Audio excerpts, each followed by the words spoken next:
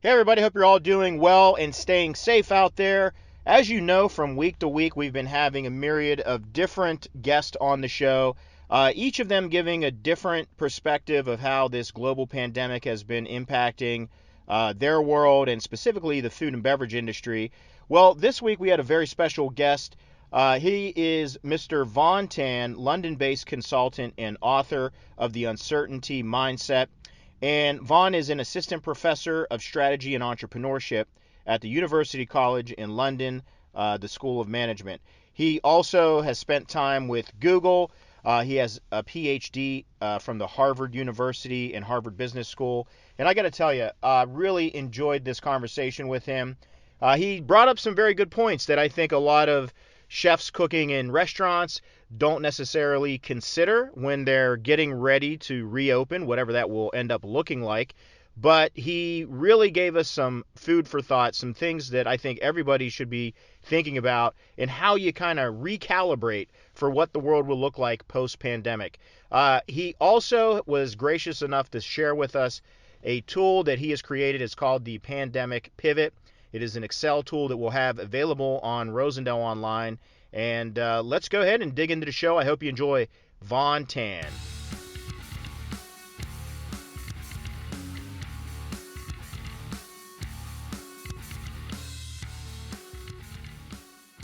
Hey, everybody. So today we've got Vaughn Tan with us. He is a London-based assistant professor in strategy and entrepreneurship at the University College, London School of Management. You also have a Ph.D. in organizational behavior and sociology from Harvard University and Harvard Business School.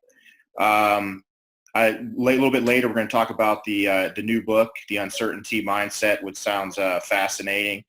And then also you spent some time, I mean, you've got some amazing places on your resume just from, a lot of people, we look at their earlier jobs. It's like, yeah, I've worked at McDonald's or the local school. I mean, you've worked at Google in California, some time with the Fat Duck Group. So some fascinating background. And I think why we were really excited to talk with you is obviously a lot of the stuff that a lot of restaurateurs and people in the hospitality industry, I don't know that a lot of people are really tooled for, that they don't have the paradigm that they have isn't necessarily about evolving and changing. So we're really interested to hear a lot of your feedback.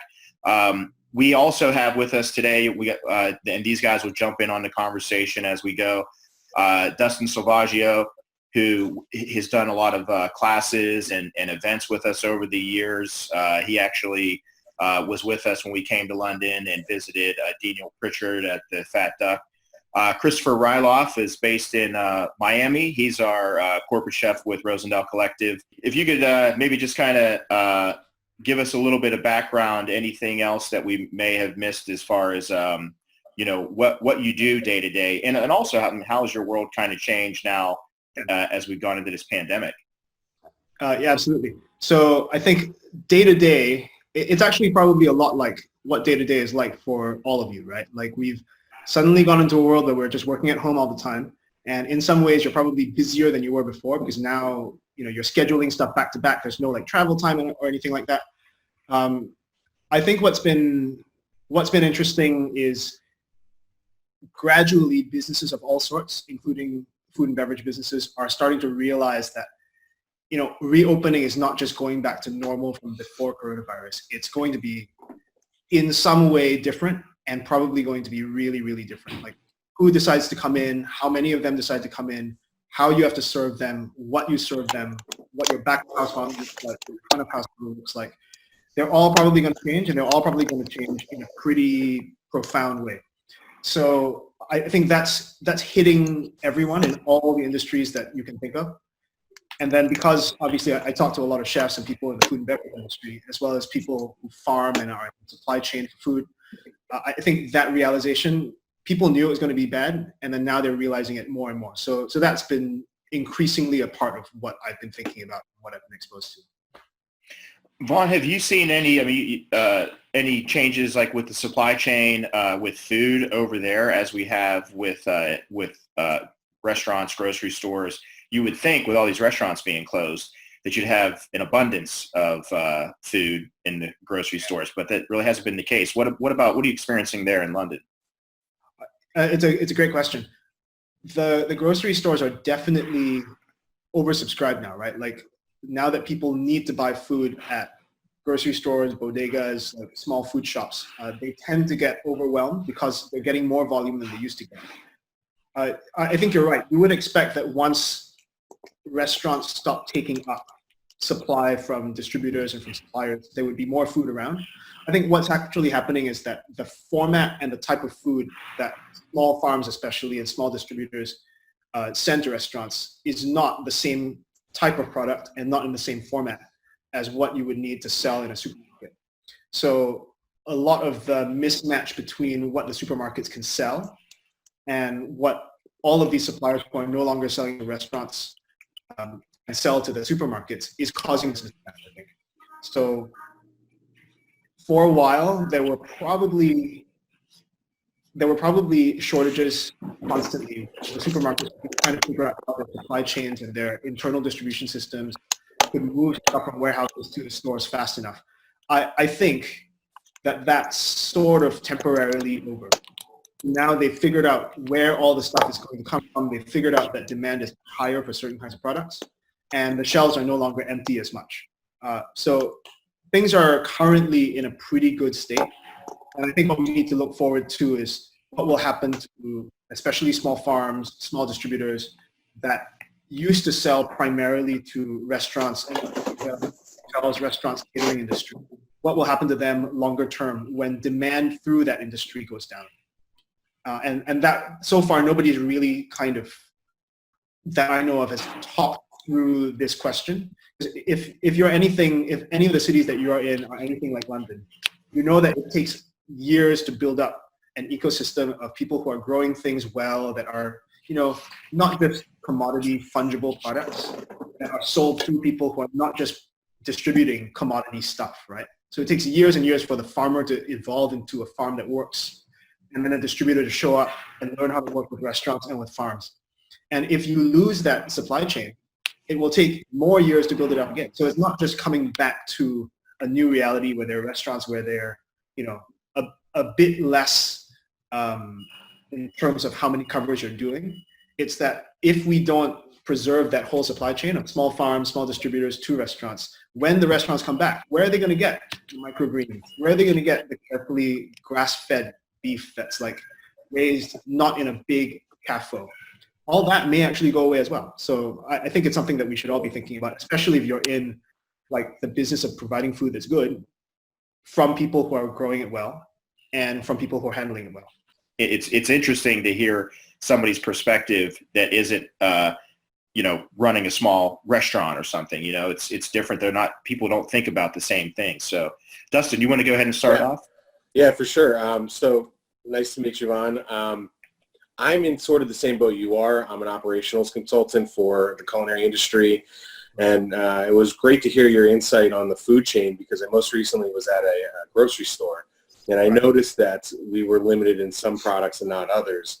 And I didn't even think about that it took years to build an infrastructure for specialty meats and specialty ingredients that now is going to be gone. And that brings me to my question. I mean, that's one unforeseen thing that's going to hit our industry, that's going to have a dramatic impact and change a lot of the mantra and paradigm around what a lot of restaurants do.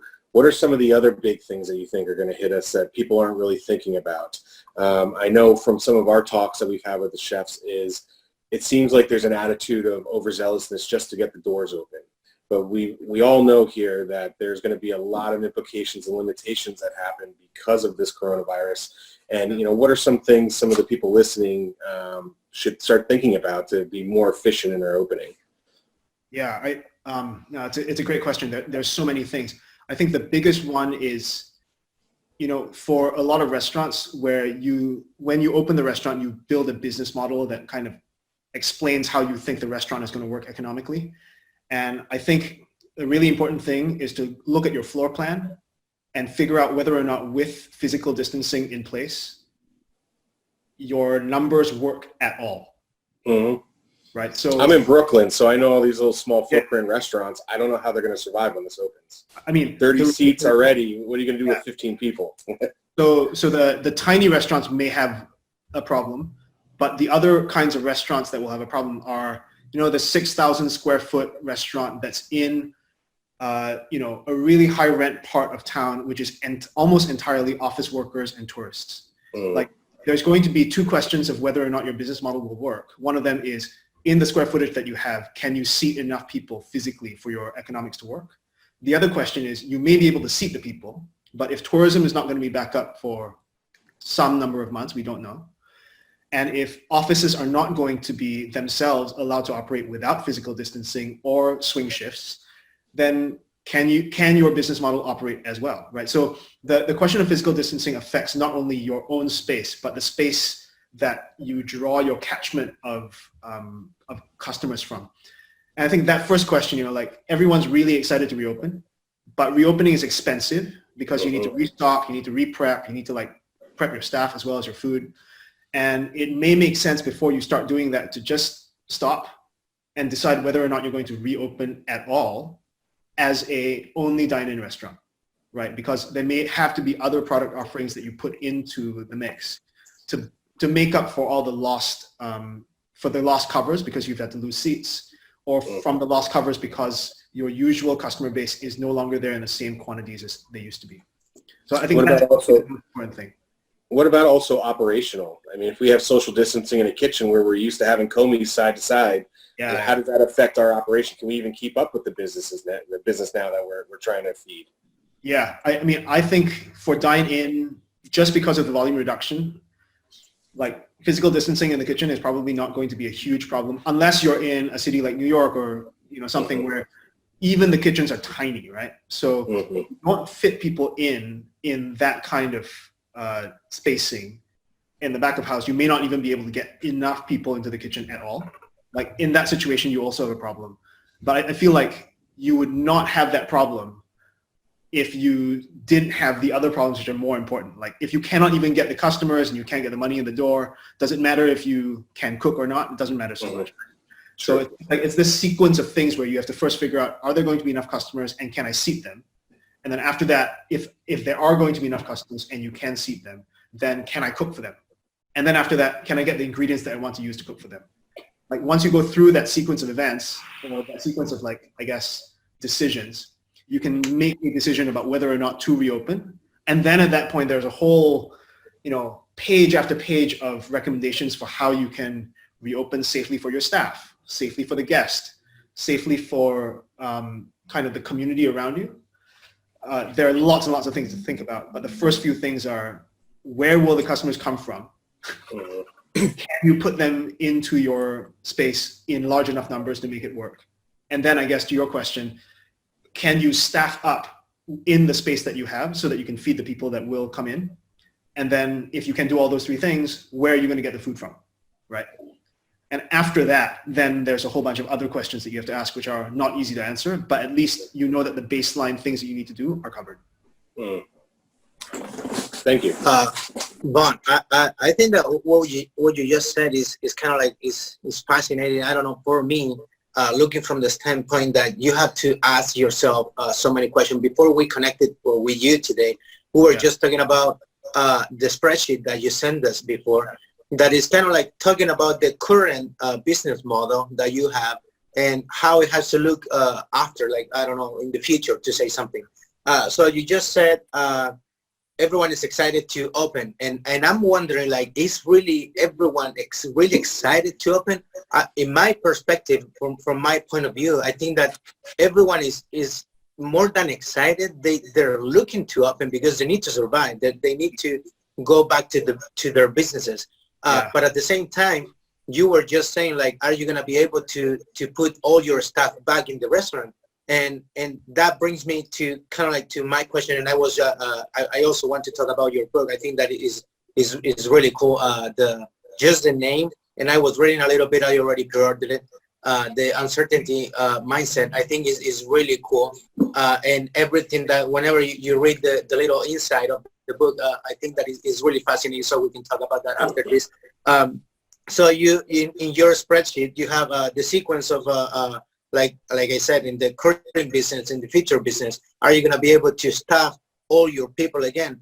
And now I think it's a time to really think about how is the restaurant industry. Is it really like being proactive? Is it really like efficient?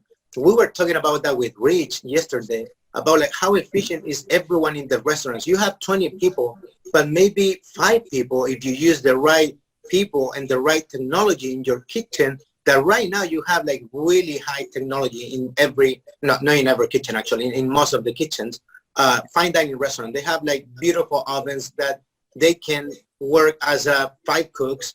They're gonna grill much better than what a cook is gonna grill. They're gonna be more efficient. They're gonna be more consistent. So my question to you is kind of like, what do you think that everyone in the restaurant industry should be doing as for their people?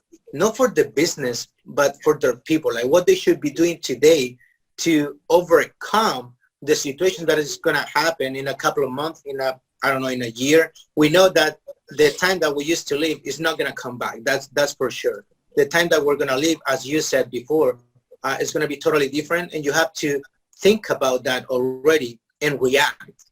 Yeah, it's a great set of questions. So, one thing which a lot of people have said, which I think all of you are saying as well, is that the changes that are coming down the line they're obviously, it would be much better if we didn't have to deal with this weird virus that we don't really understand. We didn't have to deal with all these people dying. We didn't have to deal with physical distancing. If life was just normal, it would be better than now. But I think what everyone is also saying is that if things have to change, you might as well change them so that they're also better, not just responsive, right? Right. So I completely agree. I think one of the things which I mentioned possibly to you, Chris, or to Rich, is that in a time when sort of the existing way of doing things, like the old normal way of running a restaurant, is no longer possible, what that means is you now have a way to innovate on what a restaurant can be and how you can run it. So I think technology is probably one of the answers, right? Like you're talking about these high efficiency cooking equipment. I think what that will do is it invariably makes your life as a cook easier. You get a combi oven somewhere, and then you can just like set it overnight to do whatever it is that you would normally have to have someone babysitting. I mean, that's always going to be good, but it seems like those things are the easiest things to do. Like you can always throw money at some equipment. I think what's maybe more interesting and harder to think about, but now we have an opportunity, and in fact, we've got like a requirement to think about it, is how do you think about setting up a kitchen and the people who work inside it so that it is more effective as a team of people, right? So I think up until now, I'm not saying everyone does it, but there's sometimes a tendency to think, okay, instead of hiring some really good, properly paid, very effective people in the kitchen, let's hire more people who are much cheaper. Right. Do it that way. I think now, to what Dustin was asking, when you simply cannot have that many people in the kitchen, you now have to think about how do we find the best people for the job? How do we pay them well so that they are the most effective they can be? And how do we learn how to make them work together so that they're not just effective individually, but they're effective as a team? And I think those are questions which, if you are in a really good kitchen, you always ask those, right? All the really good questions have always asked those questions and answered them. And it's the restaurants that are less ambitious or maybe think that they don't have the time or the resources to do it that have been slipshod about that. And now they have no choice but to do that. They have no choice but to have fewer people in the kitchen. They will have to do it better because otherwise they will just go out of business. So that's a silver lining to a really gray cloud. Yeah, I think that's a great point. We're looking at this as a bad situation, but in the end, it actually could be the best thing that ever happened to our industry and take care of some of the issues that we've seen over and over again with chefs complaining about their work-life balance and whatnot. This could actually be a way for chefs to come out, make more money doing what they're doing because now there's fewer people in the kitchen. There's more of a salary available. I think it's actually, at the end of all of this, it's going to be a much better thing for the industry as a whole. Vaughn, I love what you said because it really, for me, I feel like it kind of validates and confirms a lot of the strategies that I've been thinking as I'm talking about like our senior team in the company. I said, hey, why don't we go into this thinking about how can we have more premium wages with more skilled labor, but maybe fewer people, because sometimes we end up just throwing, a person at a problem, but that really ends up being more expensive and costly. The employee has a not as nice of an experience. So I love what you said, and I feel like that's a wonderful strategy. I have another question. As you think about what are there any like good that you think may come out of this, or any positive? I was talking with somebody about tourism, and I said, hey, look, maybe this might be an opportunity to market local drivable tourism for the next couple months or years, and market it that way. You may now have more people that are going to want to get in a car and drive somewhere for 2 hours instead of fly across country. Are there any other things that you think that could be an opportunity for a small business or a hotel or an operator? I mean, It's kind of hard to see that, but are there any things that you think that you could peel back the orange and find? Yeah, I think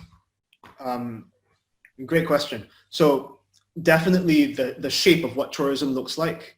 I mean, I have no idea what it will be, but it seems certain that really cheap airfares will not come back for a long time. So people aren't just going to be hopping on a plane, even domestically, certainly not internationally, for some time to come. So I think, the opportunities here especially for small businesses that are local, are kind of weird. It's not really that there's a new opportunity for them. It's that the relative opportunities have changed. So it used to be that if you wanted to be a really successful restaurant, you had to be kind of like social media PR successful, right? Like people had to come to you from around the world because the critics reviewed you, you're in a major city, or you're in a destination somewhere, Instagram loves you, or whatever. Nowadays, that entire business model, for the moment, as far as I can tell, is completely gone. Like nobody cares now whether you're Insta famous if you're somewhere where you cannot get there unless you are walking or driving. So for the first time, in a weird way, and I'm not saying, by the way, that this is a good thing necessarily, it's just relatively good for some people, like small businesses. Right. The playing field internationally is level. Like now what you get is, if you're in a big city, the only people you can easily get access to while you're in lockdown are the people who can walk or cycle to you or drive to you, right? And so, like I said, it doesn't matter if you're Insta famous. You just have to be the kind of restaurant that is providing the kind of food or the kind of product, not necessarily just like a cooked plate of food, the kind of product to the people who you can get to. And those are always going to be now for the lockdown period, and for the near future at least, maybe longer. It will be people who are close to you. Right, so it will completely change the dynamics of how restaurateurs think about who they're trying to attract. And I think the weird silver lining there is, I think it will make the food that people cook different as well. Like if you're not trying to attract critics, like influencers, if you're not trying to attract Instagram likes, you cook different food. And you also cook it at a different price point. So it's probably going to produce, if this dynamic works out, food that is more like the food that you would cook for yourself if you wanted to go eat as a chef, than the kind of food that you cook for the kind of person who's in it for novelty and innovation and theater, right? And I'm not saying either one of them is good or bad, but I'm saying I know what I would want to go to eat if I were going out to eat. And it's very rarely the kind of food that's just whiz bang, look at this new cool technique that I'm using that nobody's ever used before. And it's much more likely to be food. If I'm going to go spend money on eating now in the future, I would want food that is cooked by someone that I know, that I can go back to again and again, that's reasonably priced, which is sourced well, right? And all that, to me, says this is the revival potentially of the neighborhood restaurant, which kind of fell by the wayside years ago, but really shouldn't have, and now it could come back. Right. Yeah. Wow. So great insight there. I agree. It's almost like the food is more, you almost kind of ask a question, not like what's going to get more likes or what's going to be more theatrical. It's like, what's delicious, what's craveable. It's more pure and honest. I mean, you can't hide behind, like you said, a marketing campaign online, but I haven't even really thought about that. But I think that's that's just good advice for anybody out there as you're kind of going back and re-engineering your menu. You're going to kind of ask different questions. For sure. I think another thing to say about that is if you can only draw from a clientele that is relatively close to you, then also the dynamics of how you want them to interact with your restaurant change, right? So if you used to have tourists come in, you knew that you weren't going to see them again for many months, if ever. But if you're only relying on a neighborhood restaurant clientele, what you want is you want to create a menu that makes them want to come back again and again. You want frequency of custom. And that also changes the kind of food that you produce. Like you produce the kind of food that people, like you said, they're craveable dishes, but they're also dishes that you should feel like you can eat again and again and again, not only because they're delicious, but because you don't think that they're unhealthy, and also because the price point is correct for the kind of clientele that you're serving, right? Like if you're in Manhattan or in Brooklyn and there's lots of rich people, the price point that is correct will be different from if you're in a different city, like maybe if you're in a secondary city in the UK. Your price point will have to be different in those two situations, but the underlying dynamics will not be different. You want to be able to cook food that people want to eat again and again because it tastes good, is good for you, and is at a price point that you can afford, that feels like good value. So we may go back to that. I hope we go back to that because I would love it if that happened. Right. It'd be so good. Vaughn, can you give us an overview of the book? It was kind of really timely, like looking at it. I mean, right now, and then I want to hear about the template that you put together. But as far as the book, it seems like it's perfect for, well, not perfect, but I mean, it's like timely for what we're going through right now, where people are looking for some kind of direction and inspiration and motivation to go forward. I think it's perfect for that kind of a resource for a lot of people. But can you give us an overview about it? Yeah, absolutely. So I started working on it a while ago, like almost a decade ago. So it's probably not. I wouldn't say that it talks about things that we will see again in the near future, right? Because it talks about these R&D kitchens, restaurants that you all know about. Including Daniel's restaurant. So I think what it does is it describes what happens inside these R&D kitchens. But I think maybe the way it's relevant today is that what it does by describing these R&D kitchens is to explain like a different way of thinking about what the future can be, right? So most of the time I think we're used to, and we actually want to believe that we know what the future will look like so that we can plan for it. But in reality, as we're discovering every single day now, every single one of us is now discovering every single day that we actually literally do not know what will happen sometimes tomorrow. Definitely we don't know what's happening next week. We don't know what's happening next month. We don't know what's happening a year from now. Will there be a vaccine in 6 months, 18 months, 36 months? Will there never be a vaccine? We actually, right now, literally do not know. So that idea that the way you think about the world in terms of whether or not you know what the future will look like affects how you act and how you make decisions, how you build your organization. That's the core of the book. So in a sense, what the book concretely describes, these R&D kitchens at the Fat Duck and at Modernist Cuisine, like maybe they will never exist in that form again, but the underlying idea, the reason why they're able to be so creative, so adaptable, I think that, as you say, Rich, is probably more important and more relevant now than ever before. Right? Because now, for the first time, like you can't deny that the world is uncertain. So you might as well just like have the right mindset for it. So that's what it is. Well, and I think that there are principles there of innovation and constant moving forward, not just saying, hey, this is how we do things and we'll just be able to, because this has worked for the last 5 years, therefore it will work for the next 5 years, really just is not the case. So though it may look differently, I think there are elements of that are applicable going forward. And really you need to think about, look at, even if you're just like a small bistro, you've got to have an element of R&D and thought process that you apply to your business and the way that you do things to move forward in these uncertain times. Yeah, absolutely. So the principles there they're illustrated with these R&D teams, but to your point, Rich, I think that they're generally applicable, right? Like even if you're not in the food business, if you're running a startup in technology, the team that you build you need to be able to find people and figure out who needs to join the team, right? You always need to hire people. So the question is, how do you hire people when you don't know what you're hiring them for? That's one question that we try and answer in this book. Another question that I try and answer in the book, which I think is relevant to all sorts of restaurants as well as other businesses, is how do you set goals when you don't even know what you're trying to pursue at the moment? Which I think is what's happening to Dustin's question, and actually to your point, Rich, as well. Like when you're thinking about reopening and you don't know how your menu should look, like what should you do? Like, that's a goal setting question, which generally people don't think about very much. But if you have this mindset that the future is not really well known, you think about even goal setting in a different way.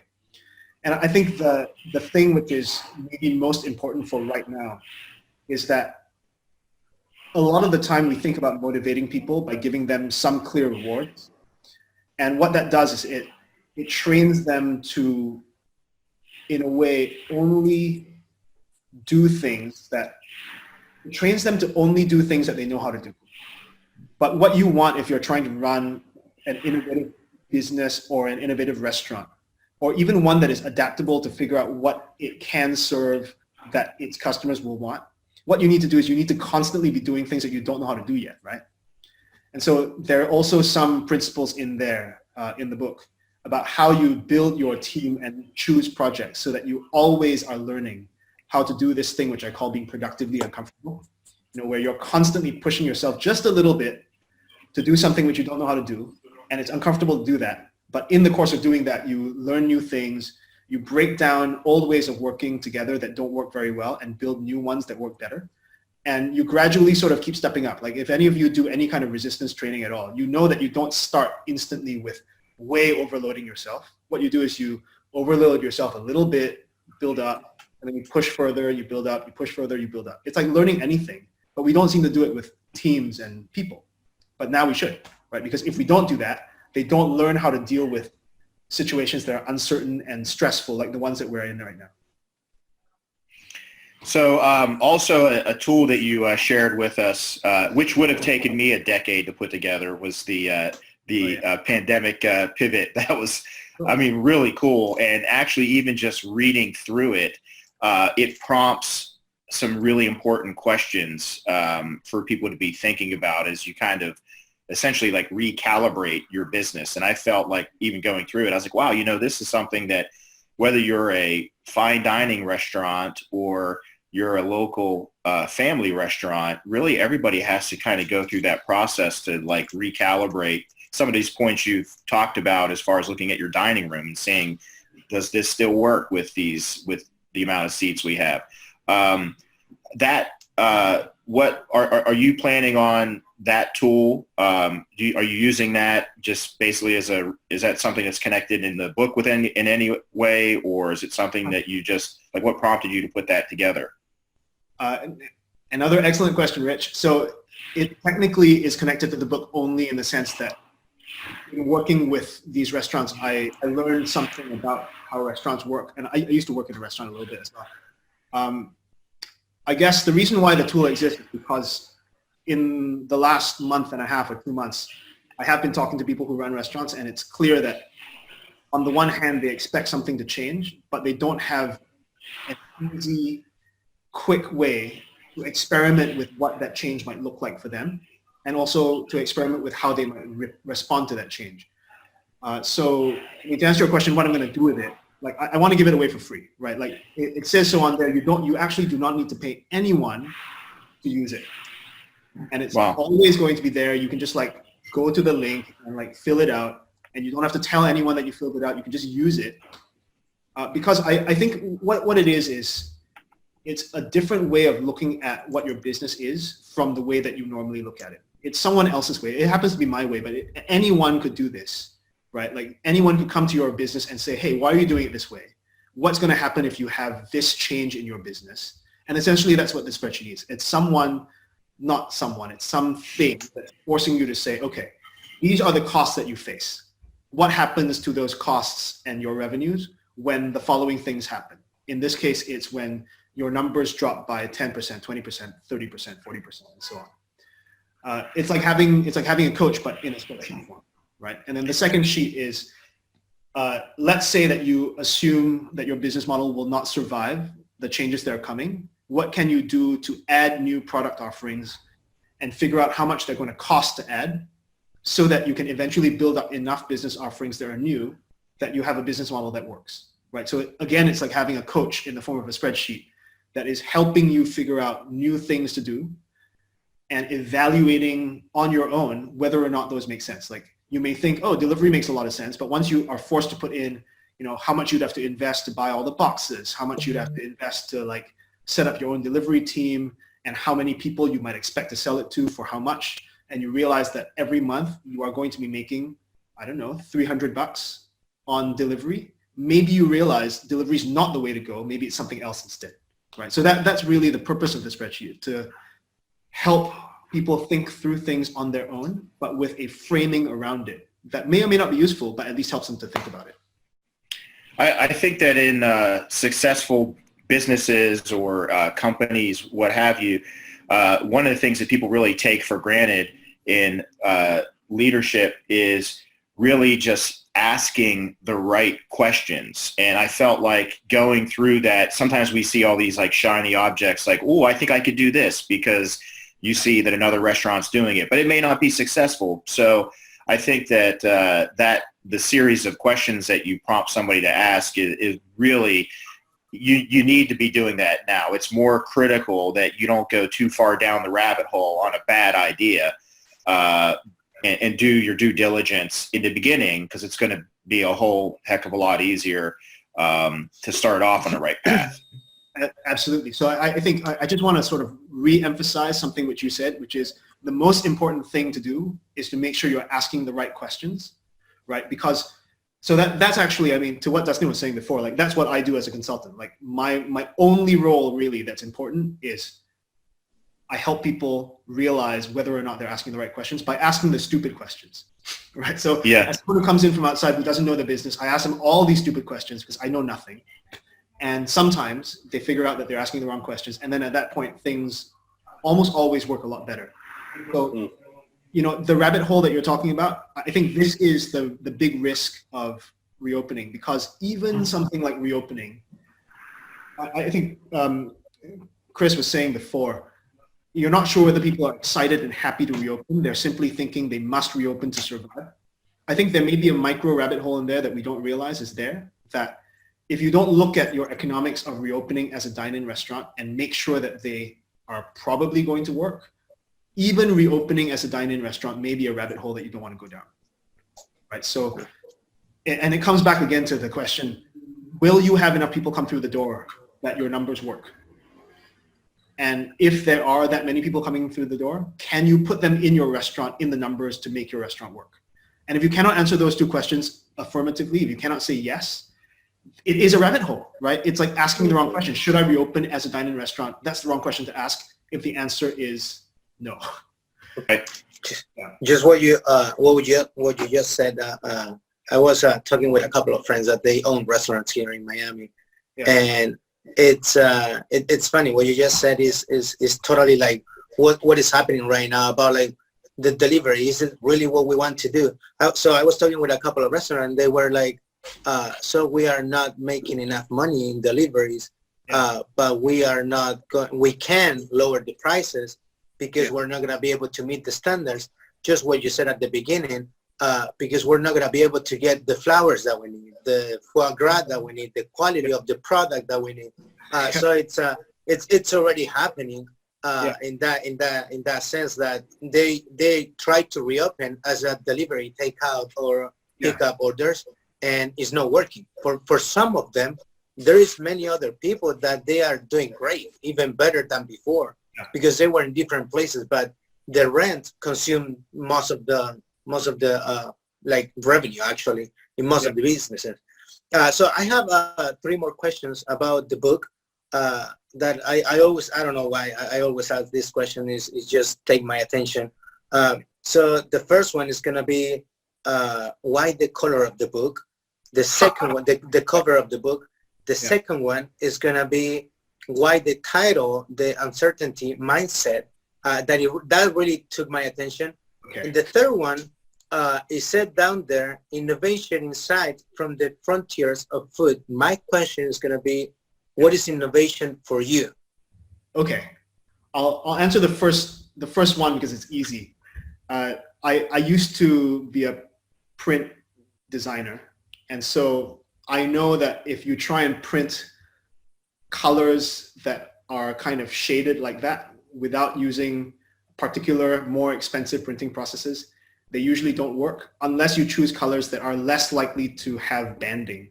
So the reason why the book is orange is because shades of yellow, you cannot tell the difference between different shades very easily, and same with red. So that's the reason why the color. I also happen to like yellow. I like mustard and ketchup a lot as colors. Nice. So that's why. So why the title? I think originally it was about kitchens and all that other stuff, and I realized as I was going through, writing this book has been a really long process, not just because I'm slow, right? But it took a long time. And along the way, someone mentioned that it actually wasn't a book about restaurants. It is a book about restaurants, but it's actually a book about how people think, and it happens to be about how people think in the context of restaurants, but it applies outside of that. So it went through a bunch of bad titles, and then eventually one of them was less bad, and the one that was least bad is the one that is currently on the cover. And then what is innovation for me? I think it's a wonderful question, which I wish more people asked. I think innovation has a very specific meaning if you're in management research, which is something that is new that is also useful, right? So you can have new things that nobody cares about, nobody buys, and you can also have new things that people really care about. So if someone invented a new, like a new dish of goat gristle with vanilla beans, it probably wouldn't be very delicious, and so it would be novel, but it's not innovative because nobody cares or wants to buy it. But if on the other hand you invent a cronut, it's kind of new and everybody fucking loves it, so it's an innovation. For me, that's true. That is an innovation. What I would love to see in culinary innovation, personally as an eater, is I want to see people making new things that are more appropriate for what we want to eat, which is usually something which is delicious, healthy, and reasonably priced. So I don't know when you all go out to eat what you think you want to go eat, but like I was saying before, I hardly ever want to go eat something which is whiz-bang innovation. I want to go somewhere where, some person who really knows how to cook, out of a tradition perhaps, has looked at some new ingredients that were never part of that tradition before and is applying that framework. So I'm from Singapore. If my mom, who's a very good intuitive cook, never trained, if she shows up in London and she sees all these weird vegetables, she will probably learn how to cook something with them that is, in a sense, how a Singaporean cook would cook with non-Singaporean ingredients. I would love that kind of thing to be our innovation, right? So maybe you're a chef from Miami and you've got like a particular idea of what food should taste like and how it should be cooked.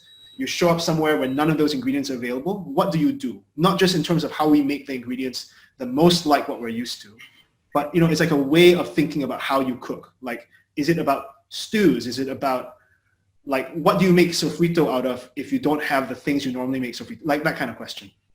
Right. That would seem to me to be the more fruitful way of thinking about innovation, especially for the future, right? Like where it's just less about, really expensive restaurants where people are still underpaid, and more about places where people go because the reason why you go to a restaurant is to have fun. Right. And you don't have to pay a lot of money to have fun, right? So it would be nice if innovation was about that rather than what it so far has been about for a long time. Right, totally understand. Thank you for that. And my last question, so then I'm going to leave it for Rich and Dustin. So you teach about entrepreneurships. So my question is going to be, what do you suggest to the people that they already lost their job?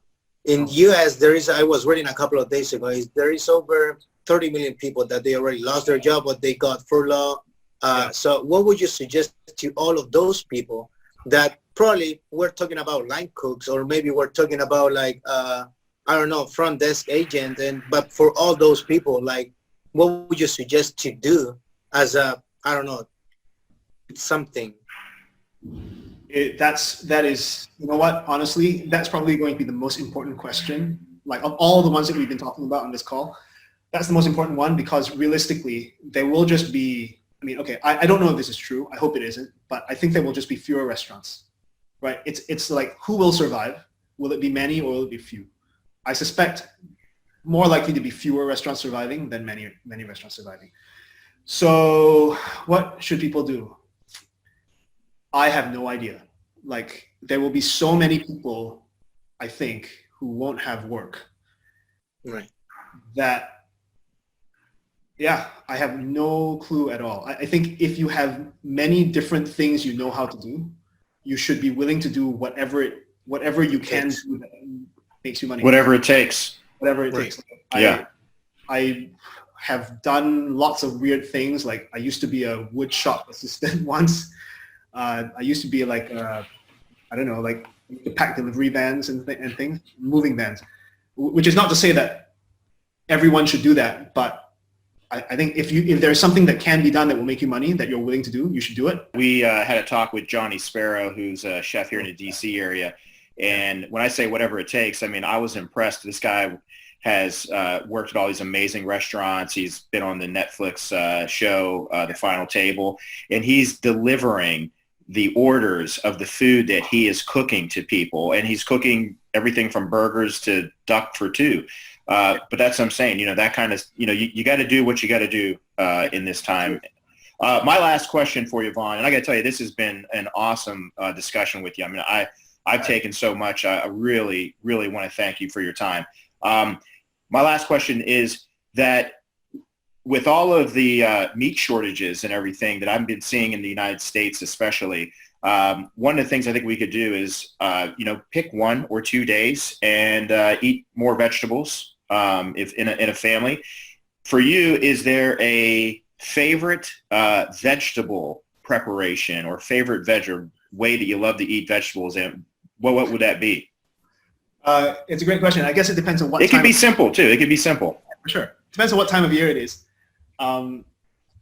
It's a really, really good question. So right now in the UK is asparagus time. Okay.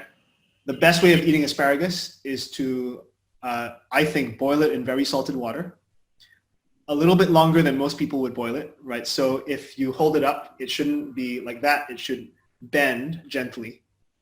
And then a lot of people here would put it in butter with salt, but I like olive oil instead. Okay. Nothing else. But I also love beans a lot. Beans are great.